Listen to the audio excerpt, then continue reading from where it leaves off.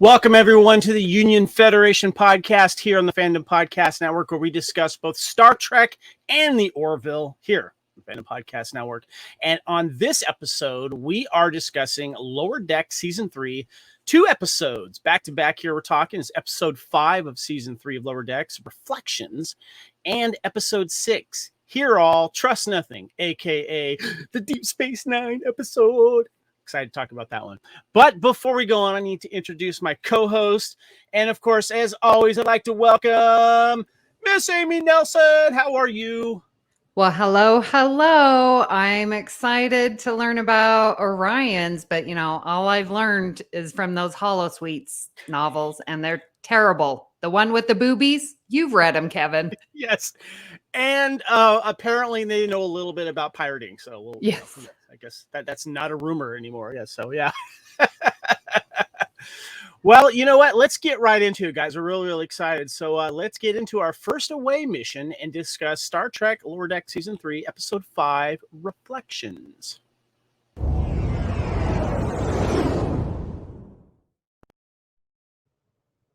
Amy, would you like to hit us up with our episode mission log synopsis?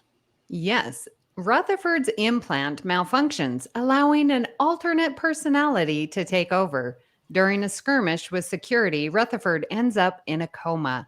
In his mindscape, Rutherford realizes that the personality is his younger self, whose memories were saved before he received his implant. An angry first-year recruit in Starfleet, who funds his unsanctioned engineering projects by secretly building and racing space vehicles, he challenges Rutherford to a race with any vehicle they can imagine. The winner gets control of the body. Rutherford wins by piloting a Starfleet ship crewed by his lower deck friends. His younger self concedes, seeing that his new life brought growth, and shares a memory of how they got their implant before he disappears. Young Rutherford's experimental engine blew up, gravely injuring him. Shadowy members of Starfleet installed the implant to erase his memories of their own mysterious illegal activity. Meanwhile, Ransom assigns Boimler and Mariner to staff the Starfleet recruitment booth at Tolgana 4's job fair, warning them not to step out of line. They are provoked and mocked by various attendees, including a smug former Starfleet officer, Petra Aberdeen. Boimler tries to keep Mariner calm until he snaps himself and rampages through the fair, berating the other attendees for taking everything Starfleet does for them granted. His actions inspire attendees to sign up with Starfleet. Later, Ransom punishes Boimler with a night in the brig, but commends him for defending Starfleet. Mariner receives a communication from Aberdeen, who apologizes, but offers her a job if she ever finds Starfleet too confining.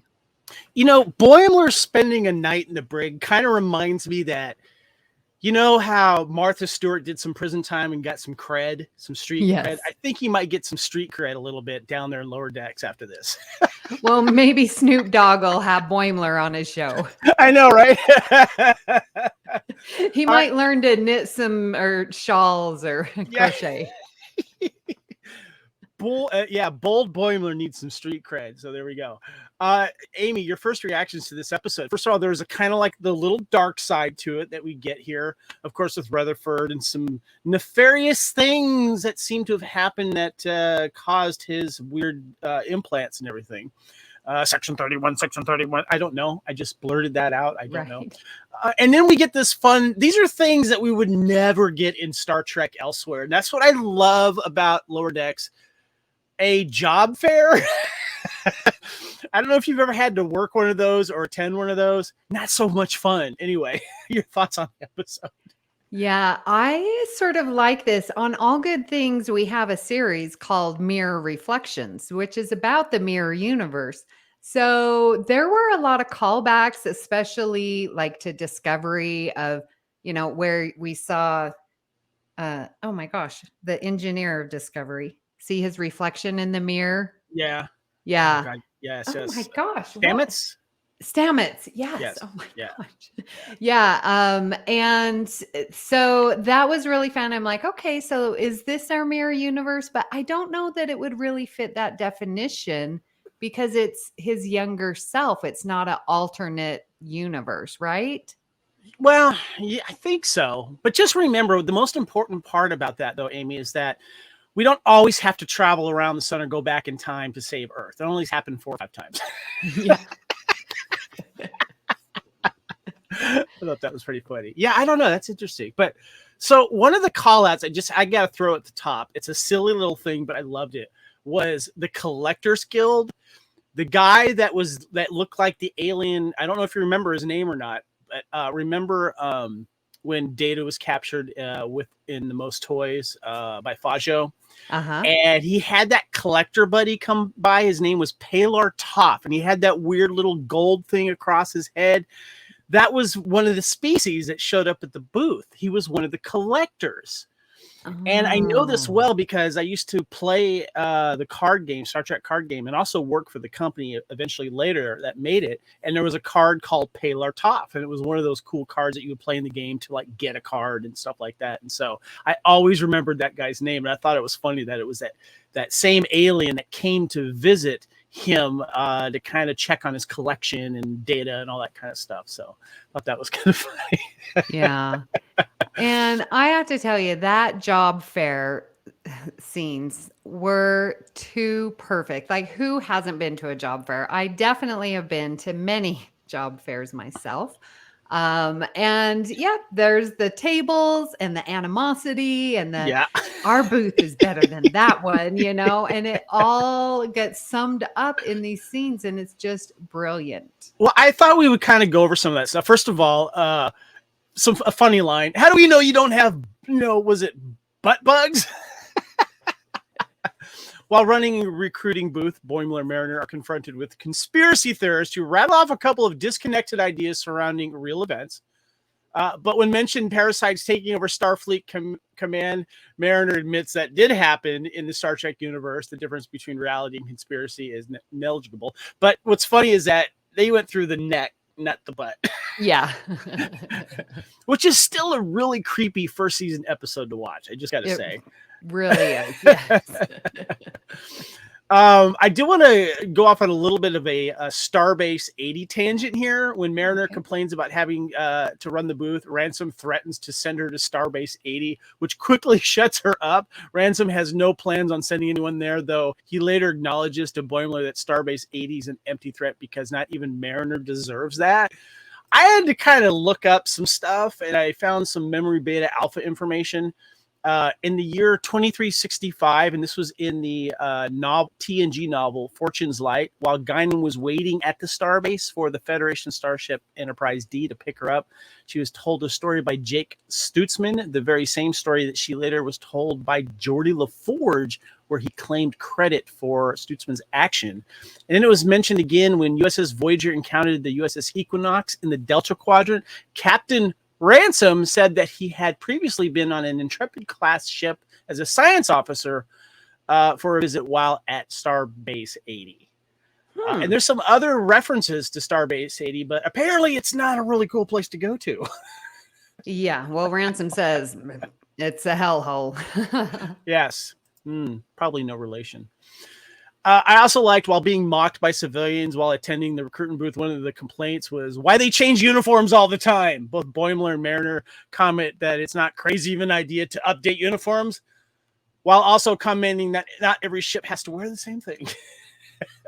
Yeah, and we even have the cool flap. Yeah.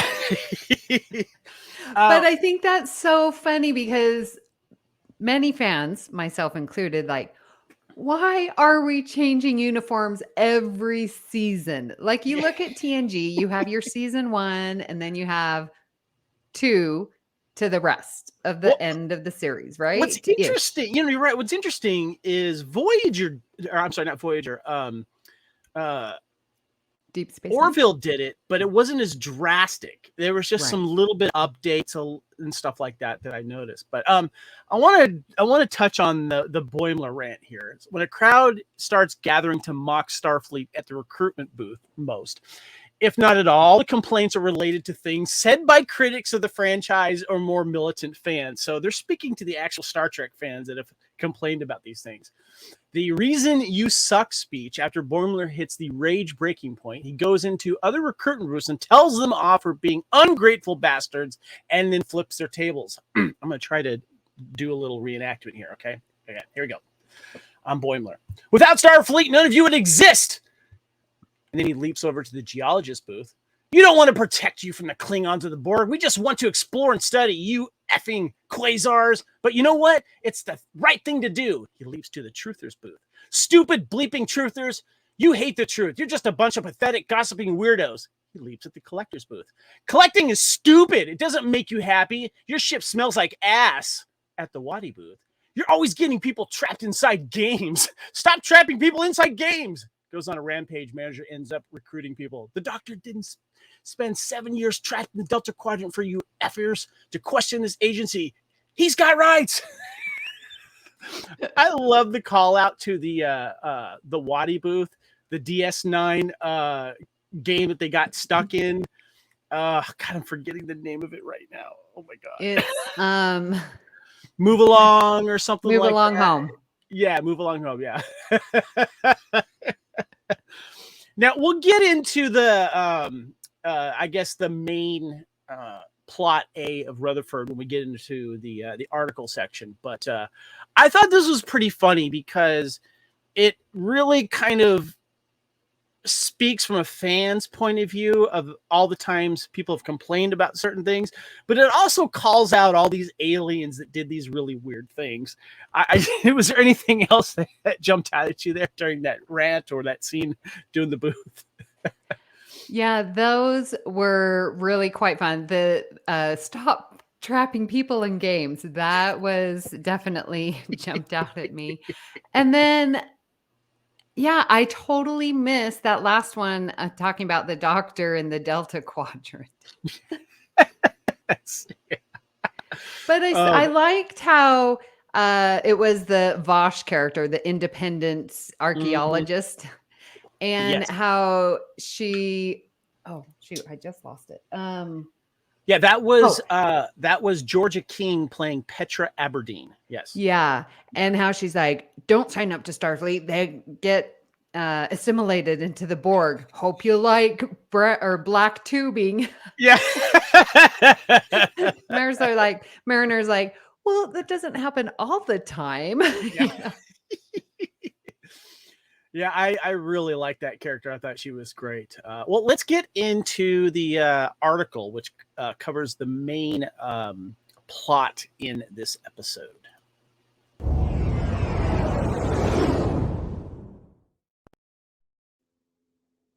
All right, our friends at Den of Geek, Amy, they did a really cool job of kind of zeroing in on the sinister, as they say, Deep Space Nine influence on Star Trek. And no, we're not talking about the next episode. This is the one with Rutherford, and how this takes some inspiration from a classic Deep Space Nine episode, as it challenges some of what we think and know about our beloved Ensign Sam Rutherford. There's a lot. Look, oh, by the way, this is done by John J. Kirk. Yep, that's his name. Dated September 22nd. Check it out. Check out his work there on Den of Geek. Goes on to say, there's a lot of looking back in this week's episode of Star Trek Lower Decks, which apparently titled Reflections. The first subplot is rife with suspicion involving Ensign Sam Rutherford, played by Eugene Cordero, who, after a routine purge of his implant's memory cache, starts to experience problems with his suppressed personality and memories that suggest that the lovable and happy-go-lucky Rutherford isn't exactly the person we all thought he once was. Quote, Rutherford is a character who is all about memories and identity. He always knows who he is. Star Trek Lower Deck showrunner Mike McMahon tells us, setting the scene for a storyline that throws some of the perceptions we have about Rutherford into a bit of doubt. Not only does he have a repressed personality inside him, but Reflections also sets up the possibility that there might be a suspicious reason for his cybernetics. Quote, I definitely wanted to do a story to explain where Rutherford got his implant from, McMahon says. Rutherford's story in this episode was partially inspired by the revelations we learn about Dr. Julian Bashir in Deep Space Nine. He says, referring to the classic Star Trek Deep Space Nine episode, Dr. Bashir, I presume, in which it was revealed that Dr. Bashir was actually a genetically enhanced being. that secret that was sent his father, that secret that sent his father to prison for 2 years and almost caused Bashir to lose consciousness as a Starfleet officer. Revelations like these changed Bashir's character forever and spawned a series of stories that sometimes had sinister repercussions. McMahon sees similar implications for Rutherford down the road. The parallels with Julian Bashir's secret background could potentially put Rutherford on a similar path for fans to discover more about him in future Star Trek Lower Deck episodes. After all, who doesn't love a good character origin story? So, Amy, this was a big deal with Deep Space Nine. Honestly, it made Bashir a lot more interesting, because he was kind of like the doctor chasing after, the coworker, or having some adventures with, his engineer buddy there in the holodeck, and, having some good one-on-one, of course, with our friendly Cardassian Taylor. But then this happens, and then some stories kind of came in. Section 31 was after him for a little bit there. So this was an implant, was a cover-up, and there's a surgeon in a silhouette that wants himself erased from Rutherford's memory. What's your thoughts about this take on Rutherford? Yeah. So, with sort of the talk of the recent eugenics and stuff like that, I'm wondering, is he one of the byproducts coming from that? And who could be this sinister doctor going around doing genetically enhancing people? I don't know. Like, wasn't Bashir, his parents elected him, like they gave their permission, right? Yeah, which So is why I don't know. his father got in trouble, right? Yeah. Right. So I don't know. Did Rutherford give his permission? I don't know. Yeah, that's going to be an interesting thing. What I like about this, Amy, and I wanted to get your thought on this side of it, and I like yours, by the way. I didn't even think about that. That's cool. But what I think is cool that we get a kind of dark, sinister side here of Lower Decks is that Lower Decks is funny, and we enjoy it for the reasons. We enjoy it for all the throwbacks and Easter eggs and all that kind of stuff. But I like it when it kind of starts to ground itself in reality, because it's canon, even though they're calling out other canon things all the time. But it's nice to know that there is a drama side that they want to throw in here. It's not just all, happy, jokey stuff like that. I like the fact that they're kind of taking certain parts of Star Trek serious. And I think doing this with a character that seems happy-go-lucky was part of an experiment to hide a secret for nefarious reasons, I think is a cool thing to do. And I think they should do this. What do you think? I'm gonna have to disagree. I don't want them messing with Starfleet, I guess, too much, because think about the first episode. The whole episode was trust Starfleet, Mariner. They will get to the truth. Trust Starfleet. Trust the process. And so now we're having this where, Starfleet is not on the up and up. I don't know how I feel about that unless it's instantly identified as a small group trying to overtake Starfleet. We haven't gotten that yet. He was wearing a Starfleet badge. We noticed that. So Yeah. There's always been something in Starfleet. There's the Badmirals, whether it's Section 31 or something like that. So I see your point. Because we're like tired of Section 31, and when we talk Discovery, we're like we're really getting tired of that, of them kind of being bad or whatever, crossing the lines to get things done for Starfleet. Right. They do have to tread lightly, and I kind of see that's what you're kind of feeling about this. You want Starfleet to basically be the machine that it is, and have the reputation that it does, and have the people work together as they do. Right. Yeah. Yeah. That's a good point. Yeah. All right. Well, we got some episode trivia, some Easter eggs. About 5 minutes in, the first shot of the planet, Eagle 5 from Spaceballs, 1987, flies over the city. I didn't catch that. I thought that was funny. I had to watch it again. A potential Starfleet recruit asked to transport crewmen ever get to sit on the bridge, which Mariner says could happen. The most famous transporter chief in Star Trek, Miles O'Brien, was first introduced as an unnamed extra sitting on the bridge of the Enterprise D. Yeah, he was kind of like, flying it or doing some navigation, if I remember correctly. Yeah. Oh, that is funny. Yeah. I love that. The archaeologist tells a potential recruit that they're signing up for 7 years in a windowless room.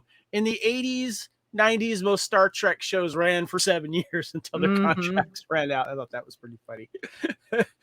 I didn't catch this at first. At the Star Trek recruiting booth, Boimler and Mariner have a cutout of Kirk and Spock from the 1970s Star Trek animated series, as well as a model of the Constellation-class starship, similar to the one Picard kept in his ready room, though Picard's was gold rather than the gray one seen there. I did see that ship, but I did notice the Kirk and Spock cutout. I thought that was Yeah, cool. I'm gonna have to go, and I just watched it before getting on. Darn it. Younger Rutherford says that he funded construction of his own engine by winning Devron races. Older Rutherford balks, saying that those go through the neutral zone are illegal. The Devron system was the location of the anti-time anomaly in the Star Trek series finale. I remember that very well. It was located in the neutral zone, or in the scene set in the future, the former neutral zone, as the zone was abolished prior to those events. I remember that. Must get to the Devron system.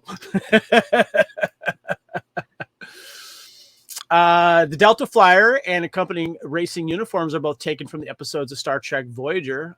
Eugene Cordero is Filipino-American. The ship that Rutherford was working on was called the Sampaguita, which is the national flower of the Philippines. Yay. I saw that and I'm like, that has got to mean something. So I'm so glad you have that trivia. I've got a bunch more, but I was wondering if there's anything else about the trivia you wanted to speak to, anything that you didn't notice. I had to watch this a couple times to catch up on some of this stuff.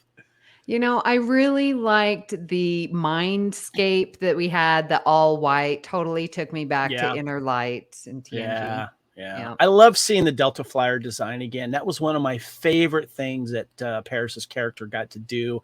It was nice. It was kind of like this cool shuttle that looked like a hot rod, a really cool, sleek design. And it was nice to see them use that effectively in Voyager on away missions, and whether there are some battles they had to use it in. It was just a really cool thing to add. I've always loved that design. Honestly, one of my favorite Star Trek designs of all time is the Delta Flyer. I love it, love it, love it. So, yeah. Well, and talking about all the need of new and improved uniforms, Rutherford's like, and I've got my uniform to go with the Delta Flyer. And they look good. Yes. Well, before we head into the break and we head into our away mission number 2, is there anything else that you wanted to mention about Reflections? No, I do just hope that with Rutherford's story, I feel like it's just going to be breadcrumbs. We're not really going to get an answer, maybe just a little bit. I feel like this is just going to be over many seasons. What do you think? Yeah, I think so too. I don't think they're going to want, I think other people will have been affected by this, and I think that will come into play. And I think they should kind of play out a little bit too, because when they make reference to when your implant kind of shorts out a little bit, that was me, and blah blah blah. I was trying to get out, and I think that's important that we if that happens again, it triggers something in us going, uh-oh, are they going to reference that, whether it's just something there. But yeah, I think it's something they should hold on to and maybe have like a 2-episode thing and kind of tie it in that way. But the events of like a work fair are the things that I mentioned that I love about this show. And I hope they do other, I'm not going to say mundane Starfleet things, but when they do mundane Starfleet things, whether it's cleaning up, first contact thing that the main Galaxy class ships probably take care of, this is where this show excels at. And that's what Lower Decks does best. Yeah. So, yeah. Okay. Yeah. And the deep cuts. You just really can tell that Mike McMahon is a true fan. Yeah. Definitely. All right, we're going to go ahead and transport out of here. We're going to hit a break and let you know what else is happening on the Fandom Podcast Network.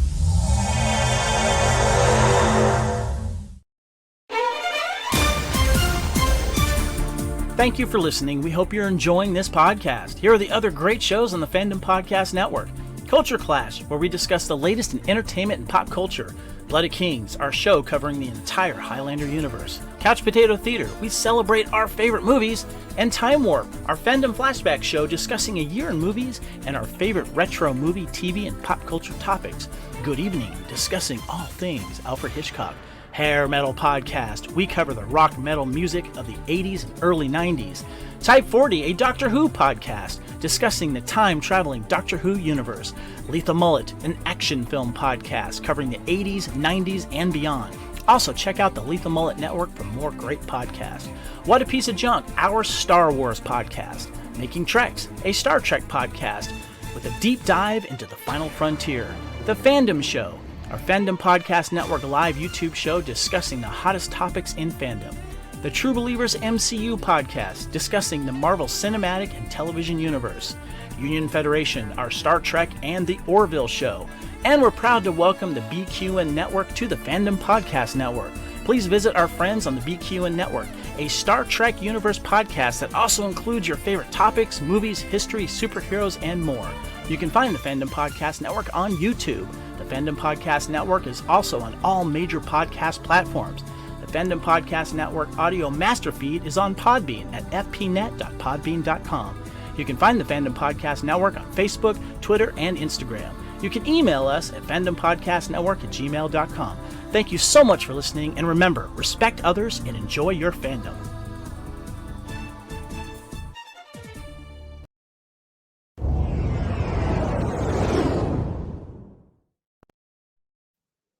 All right, welcome back to Union Federation. This is episode 148. We're discussing Star Trek Lower Deck Season 3 episodes 5, Reflections, and coming up now, episode 6, Hear All, Trust Nothing. Let's head on to away mission number 2.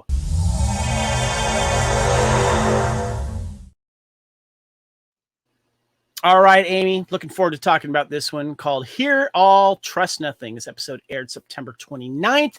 Would you like to take us into our episode mission log synopsis? Now, just want to let you know, a lot happens, so have fun.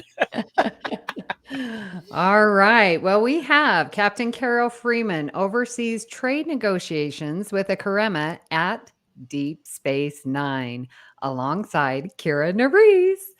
Mariner struggles to be personable with Jen's friends who engage in pretentious salons where they engage in bad performance art and light candles charged with their intentions.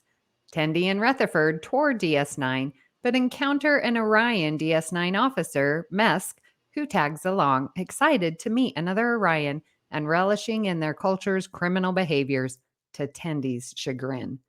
Meanwhile, failing negotiations force Freeman to seek out Quark, who has invented a new replicator used in his successful bar franchises, Quark's. The Karema are livid upon seeing Quark's replicator and kidnap him, using a device to shut down all power on DS9. The power failure seals the salon attendees inside their room, which begin losing oxygen rapidly due to the candles. Mariner tries to gently suggest extinguishing the candles, but Jen's hysterical friends refuse to listen. Jen tells Mariner not to worry about her friends affecting their relationship and gives her permission to handle them as she usually would. Mariner gleefully stuns them all with her phaser to reduce their oxygen intake. She and Jen extinguish the candles, kiss, and stun themselves. Meanwhile, Tendi erupts at Mesk, saying that Orion's pirate culture makes her ashamed. Mesk confesses that he was adopted on Earth and only learned of their culture through trashy novels and others' expectations of him, adopting the persona with no other Orions around to tell him differently. Tendi sympathizes and tells him to just be himself. They witness the Karema absconding with Quark aboard their ship. Using her impressive pirate skills, Tendi single-handedly commandeers the vessel, allowing DS9 to apprehend the Karema. In the brig, the Karema reveal that Quark's replicators were made of their stolen technology and that Quark was being arrested, not kidnapped. Freeman forges a successful negotiation where the Karema receive 76% of Cork's franchise profits. Tendi resolves to embrace her heritage. Amy, I need you to answer this next question very truthfully. Okay. Mm-hmm. How many times have you been at, I don't know, a baby shower or maybe a wedding rehearsal? Something where you and all the girls are kind of hanging out and you don't know them all and you wish you could have just stunned all of them. It's funny, but I find this part of the episode, why is Jen having these friends if she wants to continually to hang out with him when she prefers spending time with Mariner and just sort of the fakeness of the friends? It's a social status power thing that, social circles, unfortunately, kind of people, linger on to, but yeah, I agree. So when I get to a certain age, you start cutting ties with those type of people that are into that and stuff like that. So I just thought that was my least favorite part of the episode. Everything else, let's talk about. Being in the Star Trek world, I might have second thoughts about getting a tooth implant made out of, I don't know, latinum. I think that was latinum anyway. I thought that was pretty funny. Your first reactions to seeing this? Oh my gosh. You get the chills. I mean, the music swells and they do the drive-by of the pylons and then they do it again. Like, first of all, okay, hold on. I haven't laughed so hard, not just at Star Trek, but any show in a long time with that scene. Ransom to the pilot, just circle around and pretend like we're admiring the pylons. Deep Space, cue the Deep Space Nine music. And then she looks at him going, just keep circling. Because you're laughing at yourself. I mean, every movie has a drive-by of the Enterprise or now the station. It is so fitting. We have to have it. It's iconic. We laugh at it, but if it wasn't there, we would be upset. Oh God. Anyway, sorry, I didn't mean to interrupt you, but I just wanted to mention that it happened. What else was it that you that jumped out at you that you enjoyed? My other favorite part is Shax and Kira. The one-upmanship and I had to save you because you saved me, and just all throughout the episode, and to hear the fun. It was done with that Bajoran I'm madder and bitter at the world angst, because we've been in one Cardassian concentration camp after another, and we've been suppressed. And yes. Yeah. That was really just the highlight to see Shax and Kira. That's a live action I would love to see. God, who could play as Shax? That would be interesting. Man, I have to think about that. Oh God. Yeah. Yeah. And having Kira look at the window, end of what we leave behind. Yeah. And see the wormhole in the window. That was very beautiful. Very nice callback to this series finale. Yeah, definitely. That was nice. I had put in my notes, Shax and Kira, they cracked me up. I could have spent a whole episode of them just talking about trying to up one each other or get pissed at each other for saving each other's lives. That was just hilarious. I know. Shax is just so angry. Well, I had to save you because we were both imprisoned, and just screaming, but so appreciative of the friendship that they have. Hilarious. Did you catch in this? I had to watch it again. Did you catch the one-off line that Mariner says? Oh, you don't want to head over there. You might get stuck in an alternate universe with Smiley. Did you catch that reference to Chief O'Brien's alternate universe character's name, Smiley? Yes, in the mirror universe. Yes, that was very good. And I got a real giggle out of Rutherford being so excited about dangling his legs off the DS9 second floor and wanting a heart-to-heart with a junior reporter.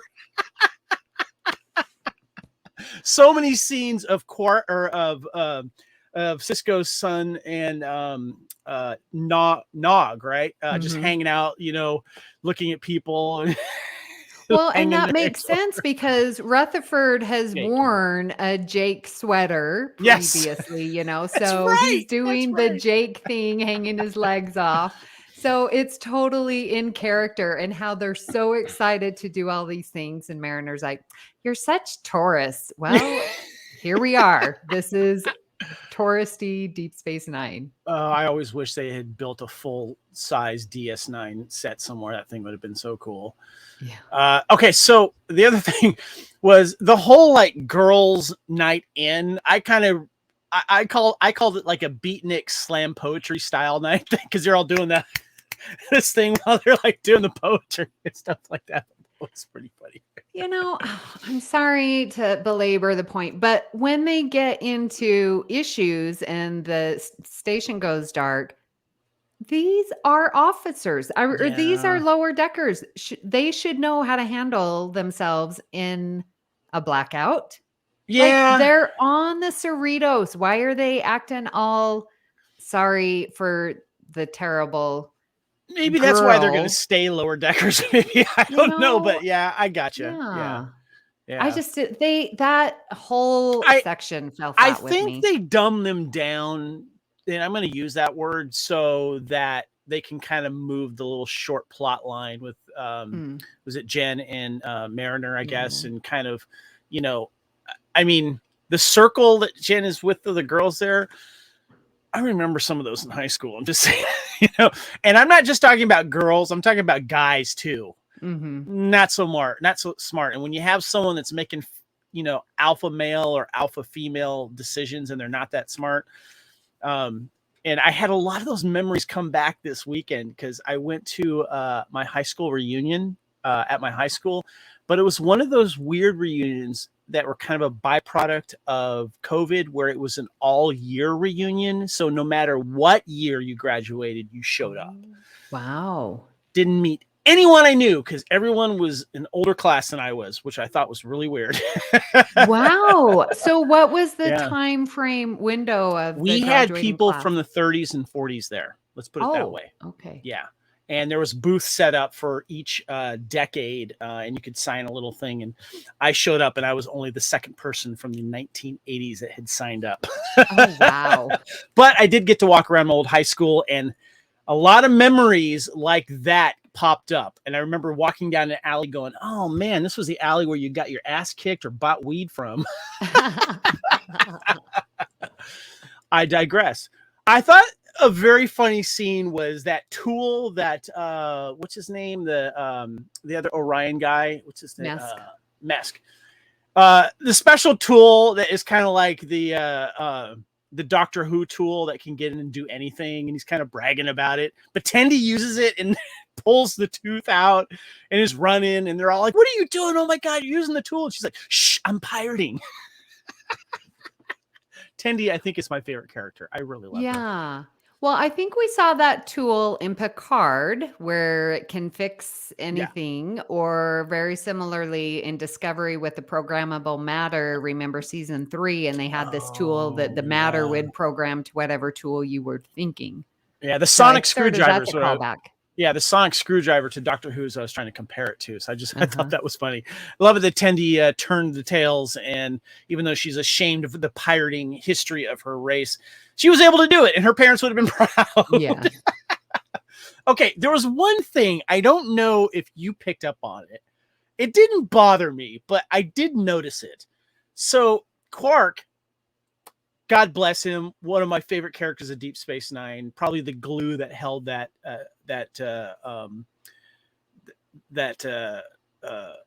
those episodes together and that series together, because he was always around. He always knew everybody. Armin Shimmerman is great. Love to have him back. But when you listen to Quark on the TV series and you watch him, he's having to talk through his teeth prosthetics. Armin Shimmerman doesn't have to wear those when he's doing the voice. And so it kind of threw me off a little bit. Is that weird? No. And I am so glad you brought this up, because first go around, I just thought it was a regular Ferengi. I didn't know it was Quark because I couldn't recognize Armin Shimmerman as Quark. Yeah. Yeah, that was really, and I was like, oh my gosh, is that Quark? And then you see the credits. Okay, there it is. Yeah. But it's not a big deal, but it's just like he has a certain way of talking because he has those teeth in him. And so he has to kind of work around that, just like all the people that have to sound a little different when they're talking through prosthetics and stuff like that. So, yeah, that definitely is what it was. But I mean, Nana Visitor, you recognize immediately, but Quark, that was one that was tough. So as we mentioned, our guest stars were Armin Shimmerman back as Quark, Nana Visitor as Colonel Kira Nerys. How nice was it to see them come back and do this? They must have had so much fun recording this. Yes, I think so. And I think Nana Visitor was more herself than she was Kira. Yeah, I think you're right. You're right. Yes. Yeah. Now, speaking of Jennifer, Jen, returning character, Lauren Lapkus. I'm a big fan of her and her work. She's very funny.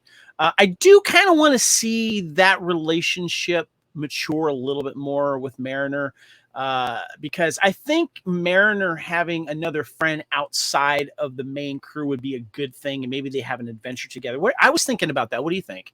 Yeah, I think so too. And it was really nice to have Mariner go off so that we had the three on the station together. Right. So again, these combinations that they're putting our crew together, I really, really like. And that's, in my opinion, what keeps it fresh and exciting and new. Yeah. Yeah. Any comments on the rest of the cast or our wonderful guest stars? Yeah, no, that was... Okay, cool. Well, we're going to get into the episode article here because we're going to get into some Deep Space Nine.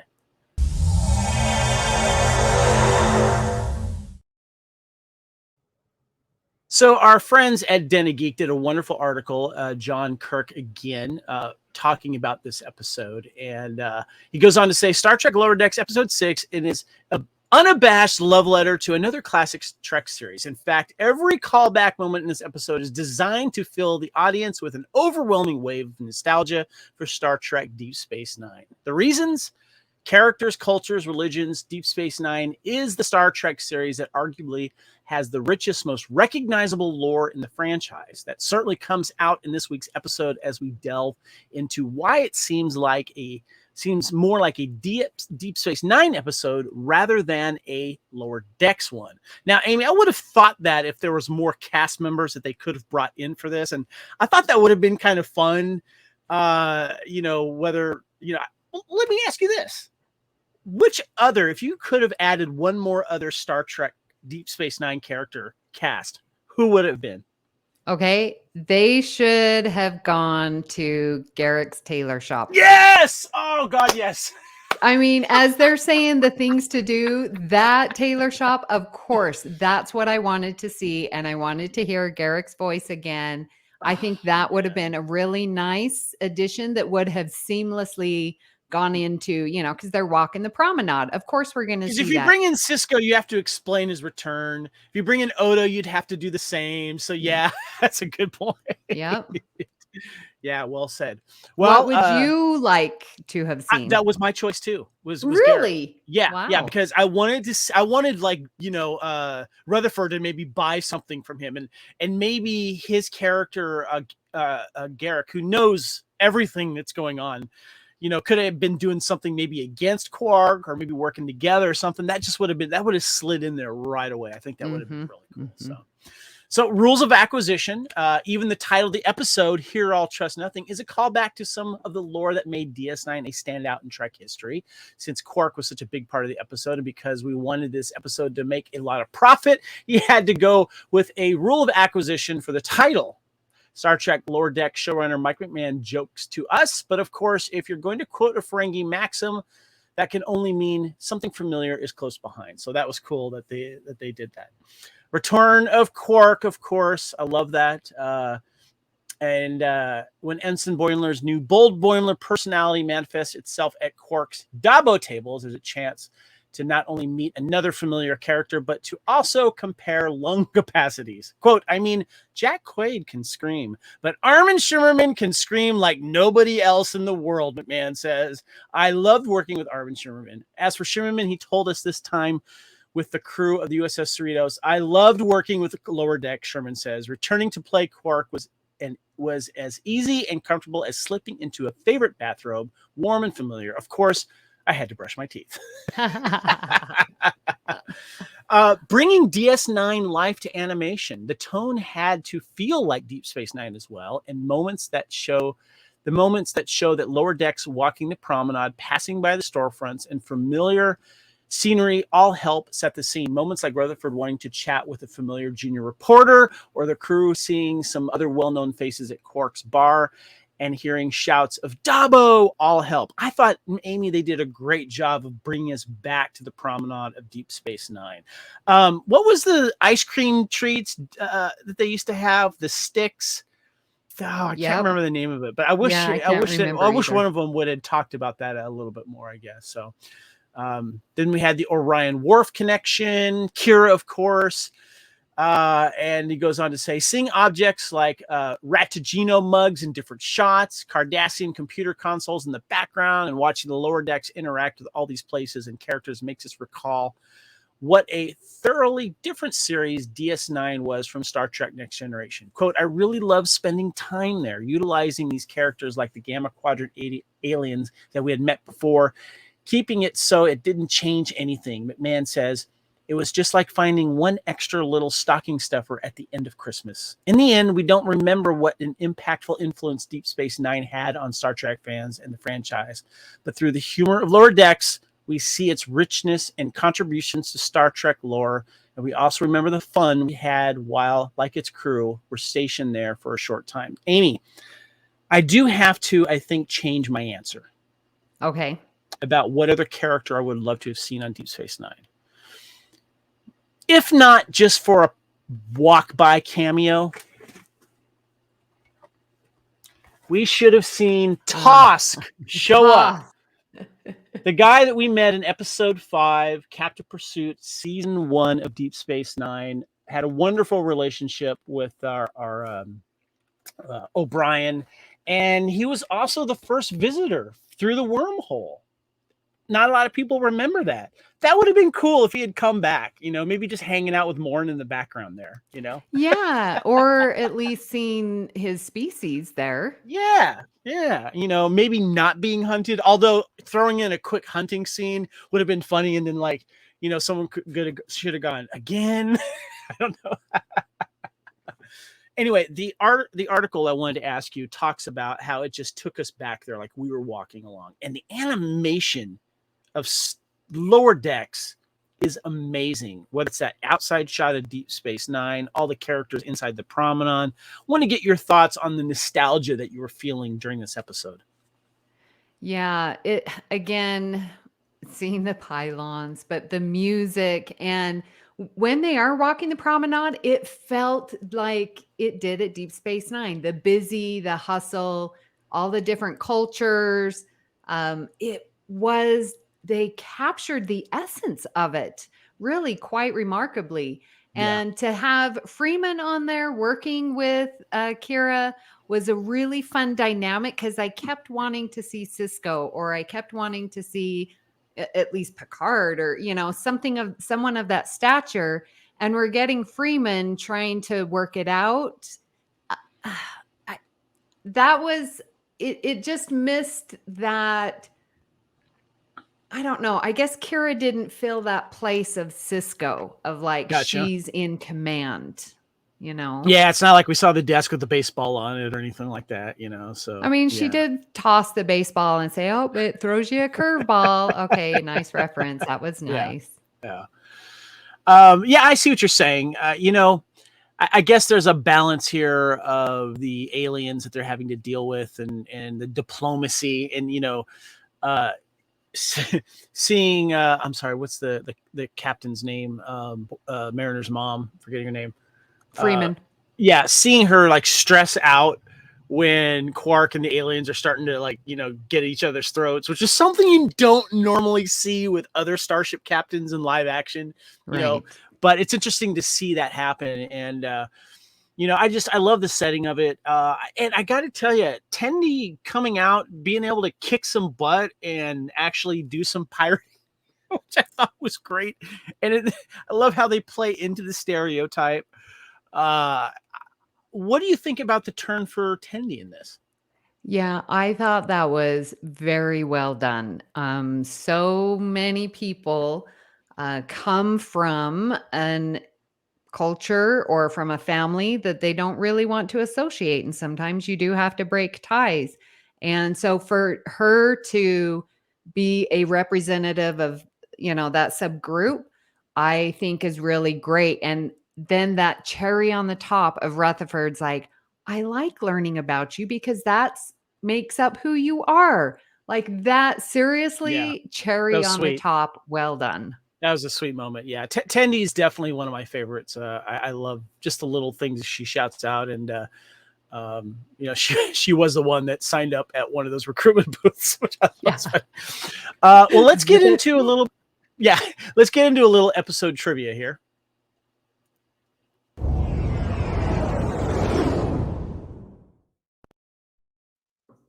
So as much as I mentioned that I would love to have seen Tosk come visit Deep Space Nine, Morn is seen seating at his usual spot at Quark's bar. The character played by Mark Allen Shepard in Star Trek Deep Space Nine has now appeared in 96 television episodes of Star Trek franchise, having never said a word on screen. That is crazy.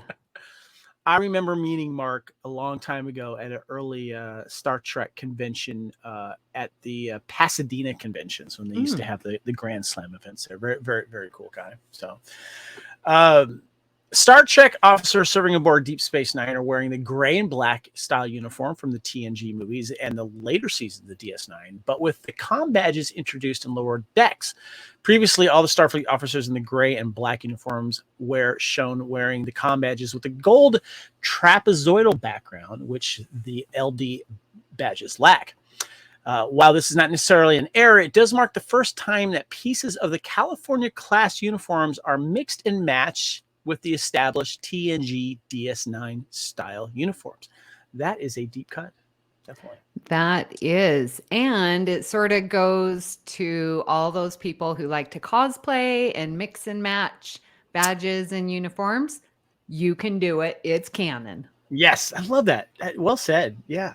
And by the way, we mentioned the title, of course, Hear All, Trust Nothing, is the 190th Ferengi rule of acquisition. And I love how they're always adding to it. And I know there was that book that was released with all the acquisitions. And I think some more has been added to that since then. So anything else regarding this episode that you wanted to speak of or on the trivia? This was a really fun, not only visual episode, nostalgia episode.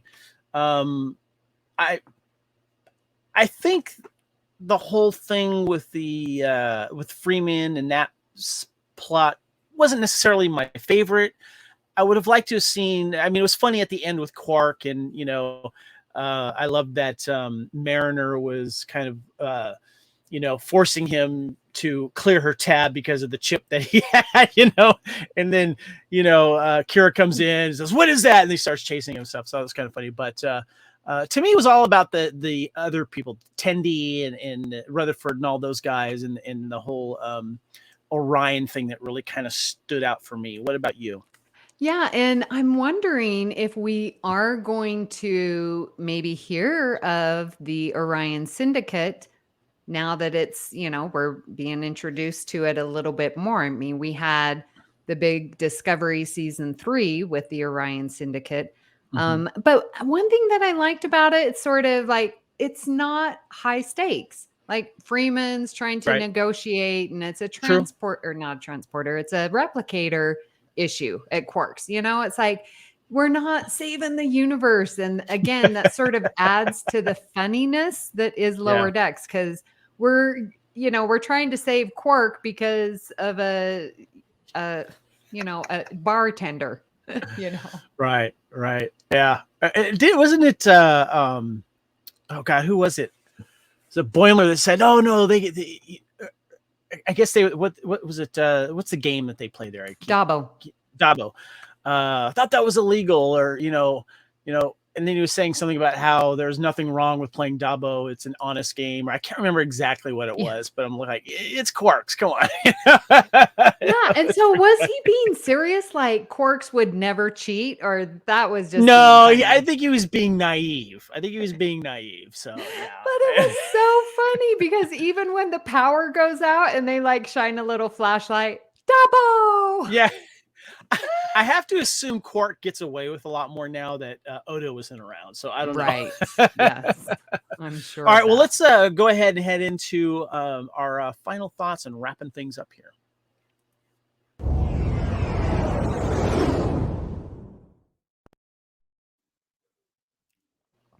So, Amy, we are, episodes, we're about halfway through this season we're on episode 6. And I missed the last podcast that you guys did, but I wanted to ask you your thoughts on the season thus far. For me, and I want to see if you agree, I think it's still going pretty strong. I haven't felt like any lulls in anything. I mean, I've enjoyed some episodes more than others. I'm enjoying the series as a whole. I can't wait to watch the next episode and to see kind of what else they're going to throw out at us. But I'm also looking for the character development, and we're seeing that. And that was one of the things I was afraid of in the first season. Like, are these guys going to be quirky all the way through? So I wanted to ask you, how are you feeling about this season thus far? And are you enjoying this character development that we're getting from everyone? Absolutely. It's I can't even believe it's season 3. I remember, starting off pretty slow, season 1, getting really into it. Season 2, I just remember loving, and I am loving season 3. And truly, these characters are developing at a deep level, but we're not getting touches on it every single episode, which is great because you can just see the accumulation of bold Boimler, right? We're getting to see that he truly is changing his behavior and changing his character so that he can get to command. He recognized a flaw with the help of his friends. And it's just these small little, choices that he's making. And same with Tendi and Rutherford and Mariner and their relationships together as one-on-one.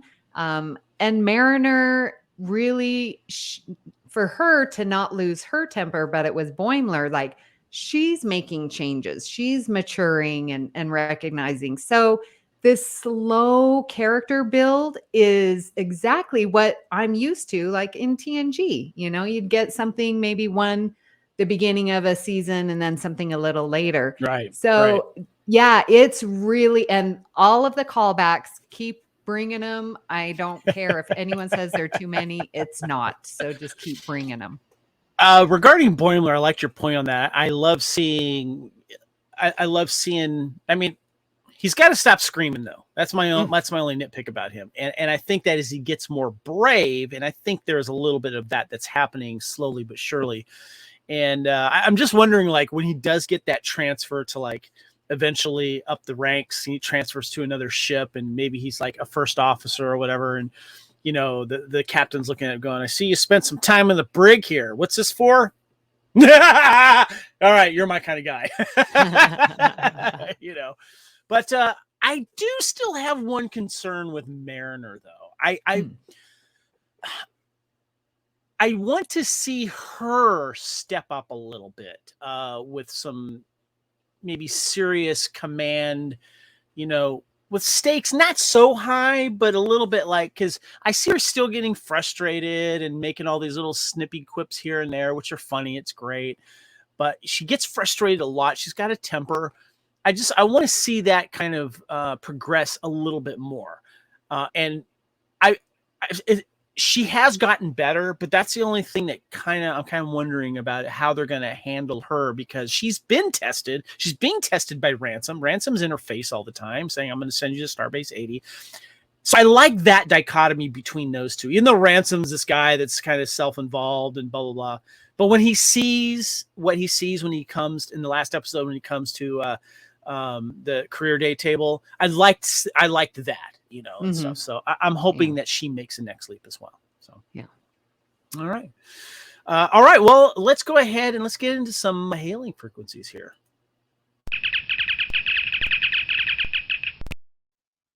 All right, you are listening and watching Union Federation episode 148, Star Trek Lower Decks. We're discussing season 3, episode 5, Reflections, and episode 6. Geez, I just forgot the name of it. Hear Ya, Trust Nothing. First of all, you can find the Fandom Podcast Network on these Subspace channels. And please check out our Fandom Podcast Network YouTube channel. Please subscribe, like, and share. We'd appreciate you helping us out there. And, of course, our master feed for all of our audio podcasts on fpnet.podbean.com, which, of course, includes Union Federation. You can join our Facebook group, Union Federation Podcast Facebook group. We're in there. We talk, of course, Star Trek and the Orville. And if you'd like to email us directly, you can do that at unionfederation@gmail.com. My name is Kevin Reitzel. I am on Twitter and Instagram at Spartan_Phoenix. Amy, where can you find you? Well, you can find me co-hosting a couple other shows that are also here on the Fandom. Yeah, you've been a little busy on the BQN there. Let us know. Oh, yeah. So All Good Things, which talks about all of Star Trek. Let's see, what was our last episode? Let me think. It was, oh dear, you're gonna have to cut that out. I can't quite remember. It's all right.